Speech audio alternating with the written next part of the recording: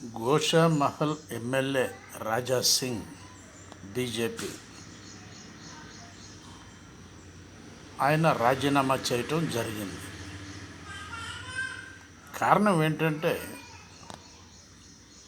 BJP అధ్యక్షుడిగా ఆయన ఎలిజిబులా కాదా అనేటటువంటిది ఫస్ట్ తేల్చుకోవాల్సినటువంటి విషయం. 3 సార్లు పూర్తిగా ఎమ్మెల్యే అయ్యి నేను అర్హుడిని కాదా అనేటటువంటి క్వశ్చన్ మార్క్ మనసులో ఉన్నది.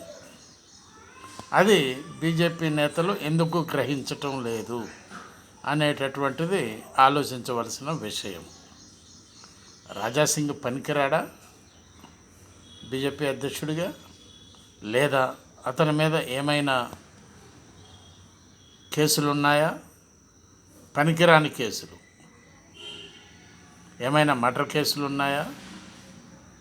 సరే, మర్డర్ కేసులు ఉన్నటువంటి వాడు అధ్యక్షుడు కావట్లేదా అని అడుగుతున్నారు ప్రజలు.